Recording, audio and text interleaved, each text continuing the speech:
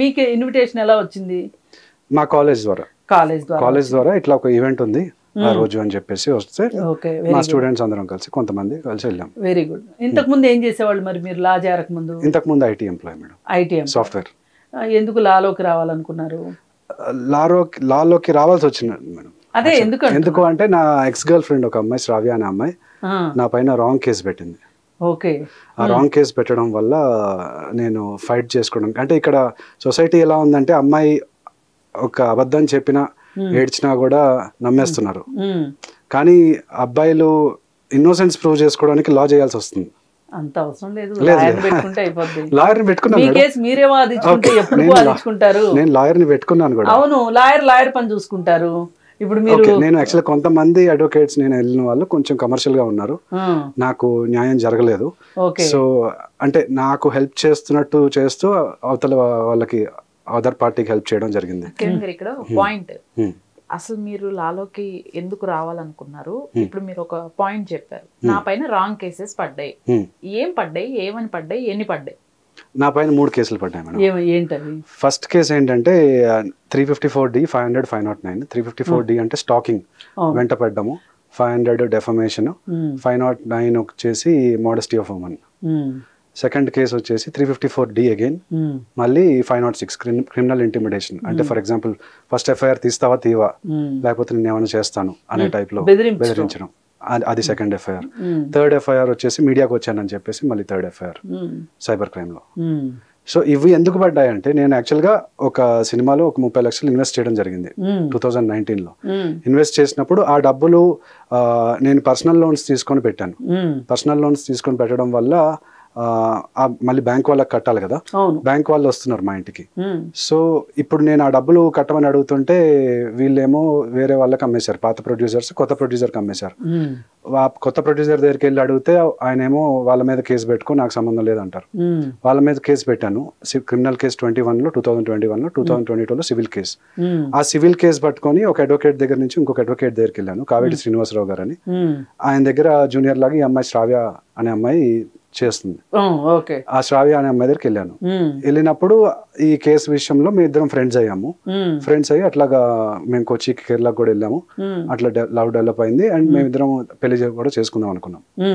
కానీ మళ్ళీ ఇక్కడికి వచ్చిన తర్వాత మా క్యాస్ట్ వైశ్య కమ్యూనిటీ, నువ్వు చూస్తున్నావు కదా అమృత ప్రణయ్ కేసు ఎట్లా అయిందో, మనది సెట్ కాదు అని చెప్పేసి వదిలించుకుందాం అనుకుంది.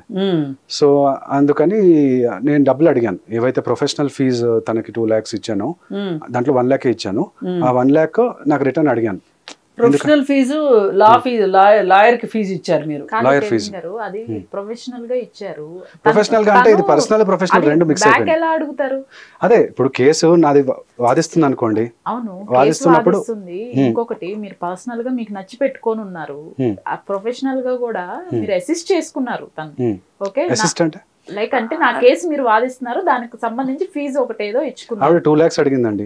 నేను 1 lakh క్రెడిట్ కార్డ్ ద్వారా స్పెండ్ చేశాను. స్పెండ్ చేసి ఇది hotel expenses, travel expenses, food expenses అన్ని స్పెండ్ చేశాను. ఇప్పుడు వద్దు అనుకున్నప్పుడు నా డబ్బులు నాకు రిటర్న్ ఇచ్చేయాలి కదా. ఇప్పుడు ఒకటండి, ఇప్పుడు ఫర్ ఎగ్జాంపుల్ ఒక అమ్మాయిని డేట్ కి పిలిచినప్పుడు అబ్బాయి పిలిస్తే అబ్బాయి పెట్టుకుంటాడు, అమ్మాయి పిలిస్తే కూడా అబ్బాయి పెట్టుకుంటాడు. సో ఇట్లా ఉంది సొసైటీ. సో ఇప్పుడు నా డబ్బులు ప్రొఫెషనల్ ఫీజు నేను అడిగాను, అడిగినందుకు అది స్టాకింగ్ కేసు కింద చూపించాను. ఎందుకు అడగకూడదు? కేసు రిటర్న్ ఇస్తానని చెప్పినప్పుడు అమ్మాయి, నా కేసు రిటర్న్ తో పాటు నా ప్రొఫెషనల్ అది ముందుకు జరగలేదు కదా కేసు. మీకు శ్రావ్య నంబర్ ఇస్తాను, మీరు లావణ్య నంబర్ కూడా ఇస్తాను, మీకు కాల్ చేయండి డైరెక్ట్ గా. మీరు కొంచెం ఓపిక పట్టండి. మీకు ఈ ఓపిక లేనందువల్లే మీరు ఇన్ని సమస్యలు చిక్కుంటున్నారని నాకు అర్థమైపోయింది. లేదు, నేను చాలా ఓపికగా ఉన్నాను మేడం. లేదు, ఓపికగా ఉంటే 1 by 1 మాట్లాడుకోవాలి. అంత హడావుడి పడాల్సిన అవసరం లేదు కదా. మిమ్మల్ని ఎవరు ఇక్కడ తరమట్లేదు, ఎవరు తిట్టట్లేదు. పైగా ఒక పాయింట్ ఏంటంటే, ఇప్పుడు వాళ్ళ సీనియర్ ఏమంటున్నారు దీని గురించి? శ్రావ్య గారు సీనియర్ కావేటి శ్రీనివాసరావు గారు యూఎస్ వెళ్ళారు ఆ టైంలో, స్పైనల్ కార్డ్ సర్జరీ ఏదో జరుగుతుందని చెప్పేసి. సో నేను ఇక్కడ ఉండుంటే అసలు ఇంతవరకు వచ్చేది కాదు, నేను అసలు ఆ అమ్మాయి బార్ కౌన్సిల్ లైసెన్స్ సస్పెండ్ చేపిస్తాను అని అన్నారు నాతో మాట. అనిన తర్వాత మరి ఏమైందో తెలియదు మనకి. మళ్ళీ సైలెంట్ గా ఉన్నారు ఆయన. వచ్చారా సార్? రాలేదు మేడం, అక్కడ యుఎస్ లో ఉన్నారు. మరి మధ్యలో వచ్చారేమో నాకు తెలియదు. బట్ ఇప్పుడు మీరు డబ్బులు అడిగారు కాబట్టి మీ మీద కేసు పెట్టింది. సో ఆయన ఎట్లా కలిసానంటే, రామ్ గోపాల్ వర్మ గారు ఆయన కలిపి ఒక TV9 లో డిబేట్ చేశారు స్ట్రే డాగ్స్ ఇన్సిడెంట్ గురించి 2023లో. ఆ ఇన్సిడెంట్ నేను TV9 లో చూసి ఆయన అప్రోచ్ అవ్వడం జరిగింది. ఇట్లా ఎవరిని కావేటి శ్రీనివాసరావు గారు. మరి ఆయన దగ్గరే కేసు చేయొచ్చు కదా, మీరు శ్రావ్యకి ఎందుకు ఇచ్చారు? నేను కాదు ఇచ్చింది, ఆయన ఇచ్చారు. నేను నా రేంజ్ 20 lakhs అట్లా తీసుకుంటాను కేసుకి, అంత నువ్వు ఎఫర్ట్ చేయలేవు. ఇప్పుడు 30 lakhs నేను ఆల్రెడీ ఇన్వెస్ట్ చేశాను, అంత ఎఫర్ట్ చేయలేవు కాబట్టి ఈ అమ్మాయి 2 lakhs లో అయిపోతుంది, నా గైడెన్స్ లో నేను చేపిస్తాను అని చెప్పారు. ప్లస్ ఆయన US సిటిజన్ యాక్చువల్గా. సో కరీంనగర్ లో ఉంటారు, ఆయన కి వెళ్ళిపోయారు, US సిటిజన్. కాదు కెవిన్ గారు, మీరు చేసే ఆరోపణ ఏంటంటే 1 lakh మీరు తనకి ఇచ్చారు ప్రొఫెషనల్ ఫీజ్ కింద, అది రిటర్న్ ఇవ్వమంటే ఇవ్వలేదు, ఆ 1 lakh కోసమే ఈ 3 కేసులు పెట్టింది అంటున్నారు మీరు. 1 lakh కోసం ఫస్ట్ కేసు పెట్టిందండి. ఓకే, అంటే 1 lakh కూడా ఇక్కడ జరిగింది ఏంటంటే మా మదర్ ప్రాపర్టీ మనీ కూడా ఇన్వాల్వ్ అయింది మేడం. సో లాస్ట్ ఇయర్ 2023లో అమ్మాయిని కలిశాను. ఆ టైంలో మా మదర్ ప్రాపర్టీ మనీ కొంత అమ్మి ఈ పర్సనల్ లోన్స్ అప్పులు ఇవి తీర్చడానికి అమ్మారు మచిలీపట్నంలో ప్రాపర్టీ. నా దగ్గర ప్రూఫ్ కూడా ఉంచి పెడతాను. సో అయితే ఆ డబ్బులు మరి ఈ అమ్మాయి తీసుకోవడం కరెక్ట్ కాదు కదా. కాదండి, మీరు కన్విన్స్ చేద్దాం అనుకుంటున్నారో కన్ఫ్యూజ్ చేద్దాం అనుకుంటున్నారో నాకు అర్థం కావట్లేదు. కన్విన్స్ చేద్దాం, మీరు 1 lakh rupees ఆవిడకి ఫీజు కింద ఇచ్చారు. అది 1 lakh క్యాష్ ఇచ్చారా, చెక్ ఇచ్చారా? ఫస్ట్ 10,000 వచ్చేసి గూగుల్ పే చేశాను, 15,000 తర్వాత మళ్ళీ గూగుల్ పే చేశాను. మిగతా డబ్బులు నేను స్పెండ్ చేయడం జరిగింది. అంటే డేట్కి వెళ్ళినప్పుడు, అంటే కొచ్చికి వెళ్ళినప్పుడు దేనికోసం వెళ్ళారు మీరు? కొచ్చికి వెళ్ళింది అంటే జస్ట్ ఓనం టైంలో వెళ్ళాము. అదే అండి, డేట్ కే కదా వెళ్ళింది. డేట్ లాంటిది అనుకోండి, లాంటిదే కాదు, ఏదో ఒకటి చెప్పండి లాంటిది. ఇది కాదు ఓనం ఫెస్టివల్. అవునండి, ఓనం ఫెస్టివల్ కి మీ ఇద్దరు కలిసి వెళ్ళారు. అలాంటప్పుడు ఆ డబ్బులు ఫీజులోకి ఎలా వేస్తారు మీరు? నేను ముందే చెప్పాను అమ్మాయికి, ఏమని? ఇది ఫీజే, ప్రొఫెషనల్ ఫీజే అని చెప్పాను. నేను 5 star ప్రాపర్టీ, నేను మిడిల్ క్లాస్ ఫ్యామిలీ నుంచి వచ్చినవాడిని, నేను 5 star ప్రాపర్టీలో అంత పెట్టి నేను పెట్టలేను. ఓకే, ఏదైతే ఫీజు ఉందో అది మనం 50-50 అని చెప్పాను. సరే అని చెప్పింది. మీరు అడగండి, ఫోన్ నెంబర్ ఇస్తాను, ఇప్పుడే కాల్ చేయండి. అక్కర్లేదు. ఎంత అయింది మీకు అసలు అక్కడ? 1,00,000 రూపాయల వరకు అయింది ఖర్చు. అక్కడ 1,00,000 రూపాయల వరకు అయింది. అవును, 1,00,000 రూపాయలు అయితే మీరేమంటున్నారు, 50 మీరు 50 అనుకుంటున్నారు. అలా లెక్కేస్తే కూడా ఎంత అయింది? ఆమెకి 50 + 10 + 5 15 75. ఇంకా ఖర్చు ఉంది, అది నేను తీసేసాను పర్సనల్ గా. ఇప్పుడు ఫర్ ఎగ్జాంపుల్ హోటల్ 75 అయితే 1 lakh అని ఎందుకు అంటున్నారు? రౌండ్ ఫిగర్ చెప్తున్నాను మీకు. ఏమి రౌండ్ ఫిగర్? ఇది సినిమాలో మహేష్ బాబు చెప్పినట్టు మీరు కూడా రౌండ్ ఫిగర్లు చెప్తున్నారా? లేదు, అది కాదు. మనం కూర్చొని మాట్లాడుకుంటే అయిపోయేదానికి కేసులు పెట్టడానికి కాదండి. మీరు పాయింట్ దగ్గర ఆగండి. ఇప్పుడు మీరు కొచ్చికి వెళ్తే 1,00,000 రూపాయలు ఖర్చు, 1,00,000 రూపాయలు పైన అయింది. నేను జస్ట్ రౌండ్ ఫిగర్ 1,00,000 రూపాయలు అని చెప్పారు. చెప్పి 50 మీది 50 ఆవిడది, అంతేనా మీరు అనుకునేది? ప్లస్ అది కాకుండా మీరు ఒక 25,000 ఆవిడకి గూగుల్ పే చేశారు. అంటే ఇప్పుడు 75 అయింది. మరి మీరు 1 lakh ఎట్లా క్లెయిమ్ చేస్తున్నారు? ఇంకా అయింది అంటున్నాను మీకు. మరి ఇందాక రౌండ్ ఫిగర్ చెప్పేశారు కదా ఆల్రెడీ. సరే, నేను మీకు మొత్తం బిల్స్ ఓపెన్ చేసి చూపెడతాను. అక్కర్లేదండి, అవన్నీ వద్దు. ఒకటి, ఇప్పుడు మీరు ఆవిడ మీరు డబ్బులు రిటర్న్ ఇవ్వమనేసరికి కేసు పెట్టింది. అవును, అంతే కదా? కాదు, ఇప్పుడు ఆ పెట్టిన కేసెస్ లో ఏది వాస్తవం లేదా? మీరు ఆవిడని బెదిరించడం కానీ అసలు వాస్తవం లేదా? అండ్ ఆ FIR లో కూడా ఫొటోస్ మార్ఫింగ్ చేశారు. నా మార్ఫింగ్ ఫొటోస్ తన దగ్గర ఉన్నాయి. సో తన డివైజ్లు ఎవ్రీథింగ్ సీజ్ చేయాలని చెప్పేసి ఆవిడ పెట్టింది, తను పెట్టిన FIR లో ఉంది. అవి ఏవి చేయకుండా అంటే ఫొటోస్ కానీ ఫొటోస్ కానీ హోటల్ బిల్స్ ఇవి అవన్నీ అవసరం లేదు మాకు అసలు. లేదండి, మాకెందుకు అసలు ఇవన్నీ? మీరు అడుగుతున్నారు. నేను ఏదైనా ఎవిడెన్స్ తోటే మాట్లాడుతున్నాను యాజ్ ఎ లా స్టూడెంట్ గా. అప్పుడే మీరు చేరి 6 నెలలు అయింది, అప్పుడే పెద్ద లా ఫీల్ కావద్దు మీరు. ఫీల్ ఏం లేదు, ఎవిడెన్స్ తోటి మాట్లాడాలి కదా. నేనేమి ఇవన్నీ కాదు అసలు. ఇప్పుడు మీ ప్రాబ్లం ఏంటి చెప్పండి. ఒక నిమిషం ఉండండి మేడం, ఆ బిల్స్ ఒకసారి మీరు మాట్లాడండి మేడం. అసలు మీ ప్రాబ్లం ఏంటి అసలు? నా ప్రాబ్లం శ్రావ్యతోట ప్రాబ్లం ఇదే.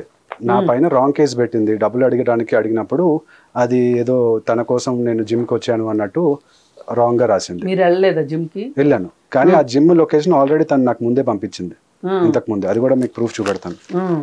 ఓకే, తర్వాత ఆ జిమ్ ఒకటి కల్ట్ జిమ్ అనేది నాకు మెంబర్షిప్ ఉంది. ఆల్ ఓవర్ హైదరాబాద్ ఎనీ జిమ్కి వెళ్ళొచ్చు నేను. ఓకే, నేను డిఫరెంట్ జిమ్స్కి వెళ్తాను. సో ఆ జిమ్కి వెళ్ళినప్పుడు ఆ అమ్మాయి కోసమే ఆ జిమ్కి వచ్చాను అన్నట్టు తను రాంగ్ గా పోర్ట్రే చేసింది. మీకు ఏ జిమ్ లో ఉంది కల్ట్ జిమ్ లో?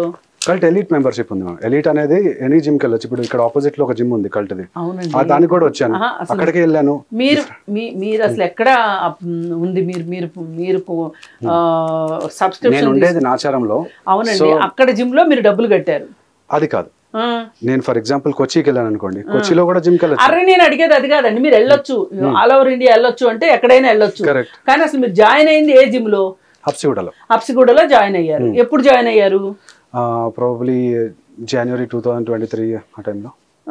ఇప్పుడు ఈవిడ క్లైమ్ చేసి ఓకే, ఒకటి అడగాలి మీరు, ఆమె కోసం నేను జిమ్ మెంబర్షిప్ తీసుకున్నానా అనేది మీరు చూడొచ్చు. ఇప్పుడు మేమిద్దరం కలిసింది జనవరి 2024 లో కేసు పెట్టింది.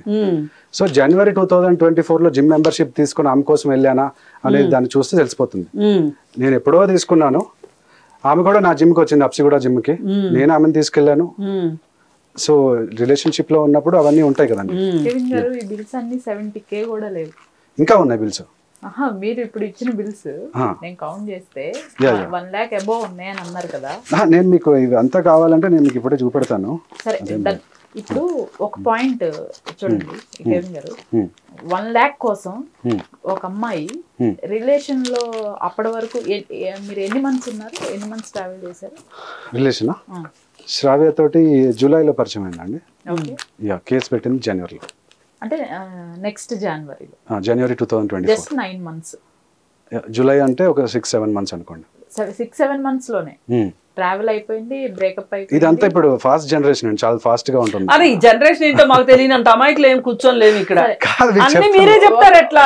అదే ఇప్పుడు ఫర్ ఎగ్జాంపుల్ అంటే మీరు అడిగే క్వశ్చన్ ఇప్పుడు ఎన్నో ఇయర్స్ కలిసి 6-7 months, ఈ 6-7 months లోనే మీ రిలేషన్ బ్రేక్ కూడా అయిపోయింది. ఒక మీరు చెప్పిన ఈ 1 lakh, ఈ 1 lakh బిలో అమౌంట్ కోసం అంత ఫాల్స్ కేసు పెట్టింది అని చెప్పేసి చెప్తున్నారా? నేను మీకు ఎఫ్ఐఆర్ కూడా మీరు అమ్మాయికి ఏ ఫోటోస్ సెండ్ చేయలేదా మీ సైడ్ నుంచి? ఏ ఫోటోస్ వితౌట్ ఎనీ ఎవిడెన్స్? లేకపోతే నాకు అడుగుతున్నా పోలీస్ వాళ్ళు ఎవిడెన్స్ సబ్మిట్ కేసు అయితే పెట్టరు కదా, తను ఏదో సబ్మిట్ చేసి ఉంటుంది కదా కేసుకి సంబంధించి ఎవిడెన్స్.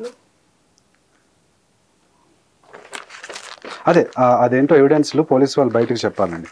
నేను చెప్పిన ఎవిడెన్స్ ఏంటో చెప్పండి. ఒక ఫ్రూట్ ఇచ్చానండి ఆ అమ్మాయికి జ్వరంగా ఉన్నప్పుడు. ఫ్రూట్స్ ఇస్తే దాంట్లో ఆప్రికాట్ నచ్చలేదేమో, ఆ ఆప్రికాట్ తీసుకెళ్లి సిటీమ్స్ పోలీస్ ముందు పెడుతుంది. ఆప్రికాట్ ఇస్తున్నాడు, నేను వద్దంటున్నా అని కూడా అని చెప్తుంది. ఇవన్నీ మీరు పేమెంట్ చేసిన డీటెయిల్స్ కదా? పేమెంట్ చేసిన డీటెయిల్స్.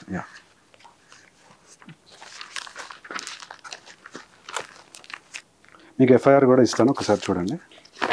కాదు, ఇప్పుడు పాయింట్ ఏంటంటే ఎవిడెన్స్, ఏ ఎవిడెన్స్ తో మీ పైన ఎఫ్ఐఆర్ బుక్ అయింది? ఏ ఎవిడెన్స్ లేకుండా అయితే అసలు కేసు తీసుకోరు కదా అంత కేసు. మీరు ఏమైనా ఫొటోస్ తనకి పంపించి బ్లాక్ మెయిల్ చేయటం, మీరు ట్రావెలింగ్ లో ఉన్నప్పుడు ఫొటోస్ ఏమన్నా తీసి తనకి సెండ్ చేయటం కానీ అలాంటివి ఏమైనా చేశారా? సెండ్ చేయడం అంటే ఇప్పుడు మామూలుగా రిలేషన్షిప్ లో ఉన్నప్పుడు ఫోటోలు నా ఫోన్ లో తీసుకుంటే నా ఫోన్ లో తనకు పంపించాను, తన ఫోన్ లో తీసుకుంటే ఫొటోస్ పంపించంటే తను నాకు పంపించింది, అంతే. అంతేగాని ఈ ఫొటోస్ నేను బయట మీడియాకి పెడతాను, లేకపోతే పాన్ వెబ్సైట్స్ లో పెడతాను, ఇట్లాంటివన్నీ ఏం చేయలేదు. ఆమె అట్లా రాసింది. అది మీరు ఆమె వర్జన్ ఆఫ్ ద స్టోరీ కూడా మీరు ఒకసారి ఆమెకు ఫోన్ చేయండి, నేను నంబర్ చెప్తాను. కంప్లైంట్ అసలు ఈ ఎఫ్ఐఆర్ లో ఉన్న కంప్లైంట్ అంతా క్లియర్ గా ఏం పెట్టింది అనేది కాంటెక్స్ట్ చెప్పండి ఒకసారి. అదే కాంటెక్స్ట్ ఏంటంటే, నేను లావణ్య దాంట్లో కూడా కొంచెం ఇంటర్ రిలేటెడ్ గా ఉంది. ఏంటి అంటే లావణ్య హార్డ్ డిస్క్ లో 100 అమ్మాయిలు వీడియోలు ఉన్నాయి, 100 అమ్మాయిలు ఉన్నారు అని చెప్పేసి రాసింది. కానీ ఆ రిపోర్ట్లో మాత్రం 6 అమ్మాయిలు ఉన్నారని వచ్చింది. సో ఈ అమ్మాయి కూడా ఏం రాసిందంటే, చాలా మంది అమ్మాయిలతోటి నేను ఏదో వీడియోలు చేసేసానని చెప్పేసి ఆ అమ్మాయికి ఏదో చూపించేశానంట. చూపించేసి నువ్వు కూడా నన్ను పెళ్లి చేసుకుంటావా, నువ్వు నా కోసం రిలీజన్ మారుతావా, మారకపోతే నీ పైన కేసు పెడతాను అనే రాంగ్గా తను ఇది ఇచ్చింది.